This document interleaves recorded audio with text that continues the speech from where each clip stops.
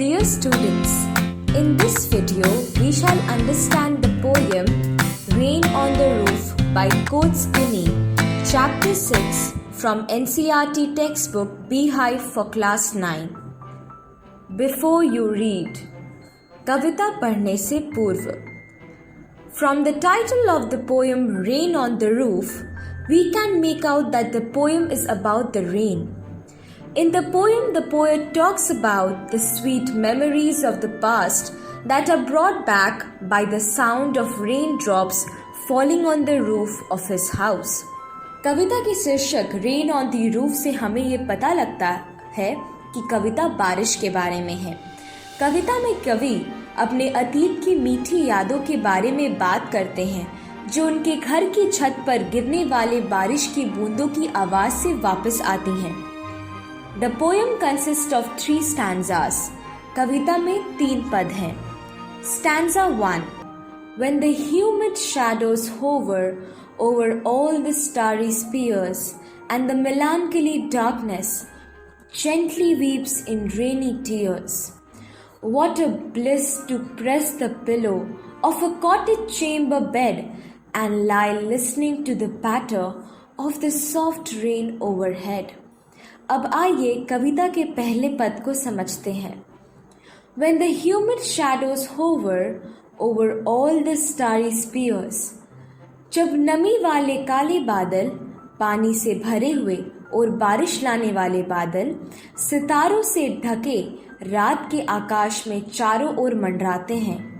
And the melancholy darkness gently weeps in rainy tears. और रात के उदास अंधेरे को बारिश की बूंदों से मिटा देते हैं तो ऐसा लगता है मानो आसमान से आंसू गिर रहा हो. तो यहाँ कवि बारिश की बूंदों की तुलना आंसुओं से कर रहे हैं और वह कहते हैं कि अंधेरा आकाश बहुत उदास लगता है और ऐसा लगता है मानो रो रहा हो.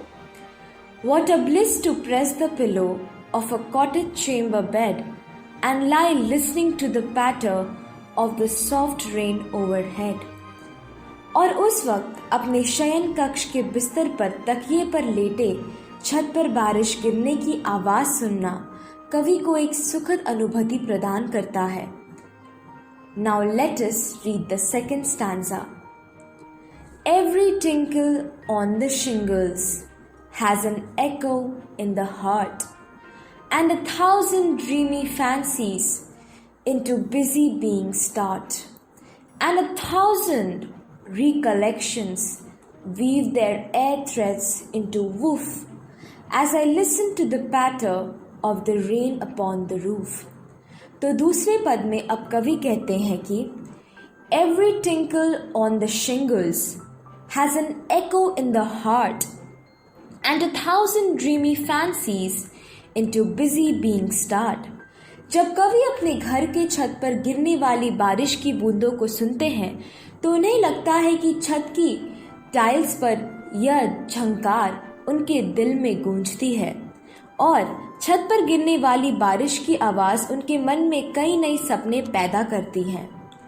And 1,000 recollections weave their air threads into woof as I listen to the patter of the rain upon the roof. कवि आगे कहते हैं कि छत पर गिरने वाली बारिश की बूंदों को सुनकर वह अतीत की कई बातों को याद करते हैं जो सपने के रूप में उनके दिमाग में वापस आती है. अब आते हैं कविता के तीसरे और सबसे महत्वपूर्ण स्टैंजा या पद पर.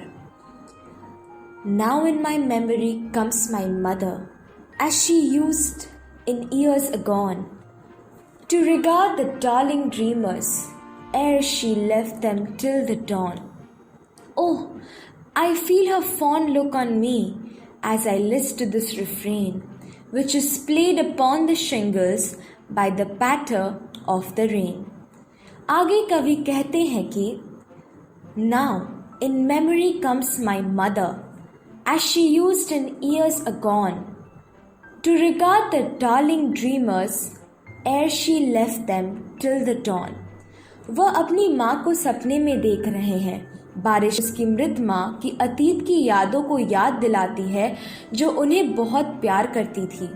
वह उन्हें दिन चढ़ने तक सोने देती थी और मीठे सपने दिखाती थी।